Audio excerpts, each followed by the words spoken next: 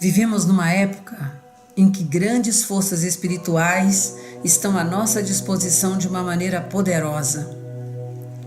Pessoas de boa vontade em todas as partes estão respondendo ao chamado da hierarquia espiritual e se mobilizando em pequenos e grandes grupos para melhorar as condições de vida e estabelecer as corretas relações humanas. Há um crescente reconhecimento da trama da vida que conecta todas as coisas em um nível muito profundo. Somos todos um, e as ilusões de divisão de sexo, classes, religiões e culturas que nos separaram até agora estão se desmoronando pelo impacto das novas energias que fluem ao planeta. A humanidade faz uma ponte entre os reinos, recebe o que está no nível superior, que às vezes é conhecido como Reino dos Céus, e distribui essa energia para os reinos irmãos, animal, vegetal e mineral.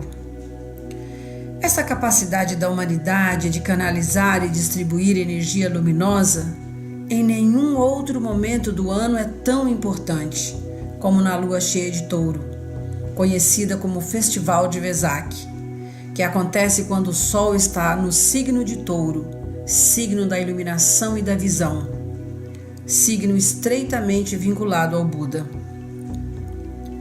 Cresce a cada ano o entendimento em relação ao significado desse festival, que tem um diferencial das outras festas e celebrações e o coloca numa categoria à parte. O fato de ocorrer em detrimento a um acontecimento real e vivente. A manifestação anual visível do Senhor do Mundo durante a lua cheia de Touro sobre o monte Kailash, no Tibete, para milhares de peregrinos presentes e virtualmente para os canais grupais em todo o mundo. Vesak é um dia de orações, invocações e meditações. Um dia para os colaboradores da hierarquia de todas as religiões, credos, caminhos e tradições se conectarem e participarem desse acontecimento supremo de contato espiritual. Buda é o cargo mais alto da hierarquia planetária, segundo as instruções dos mestres. Este cargo foi ocupado durante muito tempo por Lord Gautama, que foi o iniciador desse dia de contato. Gautama nasceu na lua cheia de maio, se iluminou na lua cheia de maio e fez a sua transição também na lua cheia de maio. Vesak significa maio. Ao longo de sua jornada, preparou seu sucessor, chamado Buda do Futuro, o Senhor Maitreya, que ocupou durante muito tempo a função de Cristo cósmico e celebrou com Lord Gautama esta cerimônia de conexão no Monte Kailash, na montanha sagrada do Tibete, que fica toda iluminada em honra ao Buda vivente.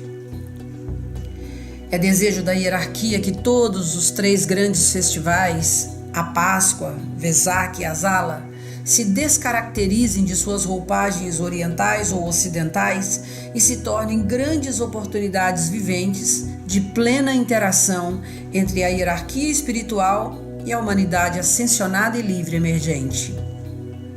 Iniciados e discípulos de diferentes caminhos espirituais participam cada vez mais desses grandes eventos planetários, o que comprova a sua universalização e função. Simbolicamente falando, pode-se dizer que no momento do plenilúnio se abre completamente uma porta que em outros momentos permanece fechada. Através dela, os discípulos formam uma ponte, sincronizando a humanidade com forças poderosas, que dificilmente ocorreria de outro modo. Em outras palavras, o Festival de Vesak é um portal de ascensão em massa, de elevação de consciência, e Mestre de Jalkul, o tibetano, disse: nenhum preço que seja exigido será demasiado elevado para ser útil à hierarquia espiritual no momento da lua cheia de Touro.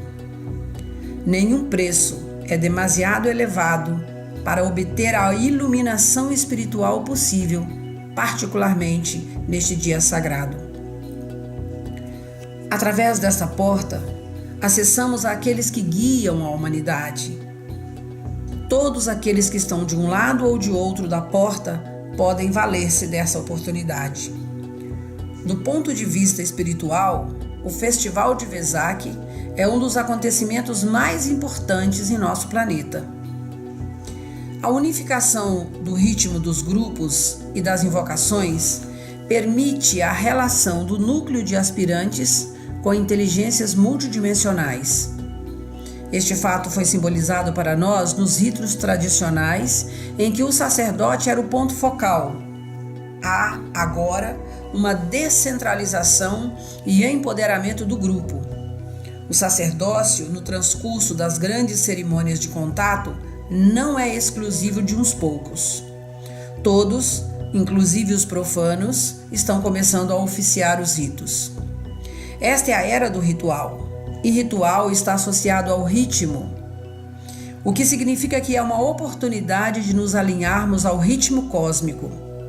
A única qualificação requerida é a capacidade de estarmos alinhados e em harmonia com a nossa própria alma, e assim sermos capazes de cooperar com todas as outras almas. A hierarquia espiritual lançou um chamado aos discípulos mundiais para que no plenilúnio de maio se preparem para um intenso serviço.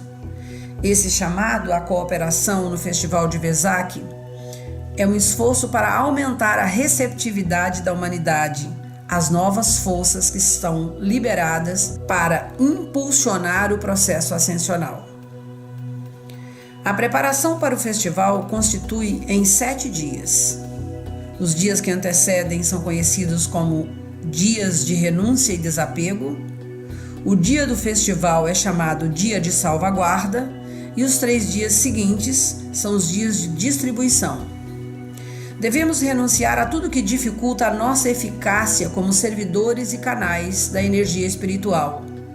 Alimentação leve, vegetariana, jejum de pensamentos e sentimentos de baixa vibração, se envolver nas cores amarelo-dourado, silêncio e nos considerarmos simplesmente como recipientes para conter a máxima quantidade de energia espiritual que possamos receber e conter.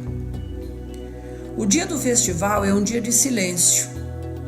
Devemos tratar de permanecer constantemente na luz da alma e devemos trabalhar como almas, cujo interesse está sempre com o grupo e não com o indivíduo, cuja consciência é a do todo e não da parte. Nos 3 dias subsequentes, o foco de nossa atenção deverá ser orientado para a distribuição da energia espiritual que captamos. Cada um tem o seu papel único no conjunto dessa empreitada planetária. Ninguém é demasiado insignificante ou demasiado importante para esse serviço, porque é o conjunto que forma o canal coletivo para a recepção das bênçãos. Todos podemos fazer algo para solucionar a presente situação planetária e apressar o advento de um período de paz e de boa vontade. A principal tarefa dos discípulos da atualidade é despertar o interesse e mobilizar as forças da luz e os recursos dos homens de boa vontade e de inclinação correta no mundo atual. Mas organizem-se e mobilizem-se para o bem, e assim fortalecerão as mãos dos trabalhadores que estão a serviço, para que as forças do desequilíbrio tenham menos oportunidade. Se minhas instruções tocaram seus corações e vocês abraçarem esta causa com fé e confiança na força do Espírito de Deus e na divindade no homem, então desviem seus olhares da transitoriedade e consagrem cada um dos seus esforços a partir do momento em que receberem esta comunicação, para cooperarem no esforço organizado a fim de mudar o curso dos assuntos mundiais por meio de um acréscimo de luz, envoltos no espírito do amor e da boa vontade. A grande invocação deve ser mantralizada várias vezes, antes, durante e após esse período sagrado. A grande invocação. Do ponto de luz na mente de Deus, flui luz às mentes dos homens. A luz está na terra. Do ponto de amor no coração de Deus, flui amor aos corações dos homens. O Cristo está na terra.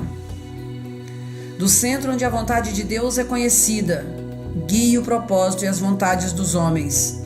Propósito que os mestres conhecem e a que servem. Do centro que chamamos de raça dos homens, estamos cumprindo o plano de amor e luz. Os portais de luz estão abertos. A luz, o amor e o poder estão restabelecendo o plano divino sobre a terra. Ayam.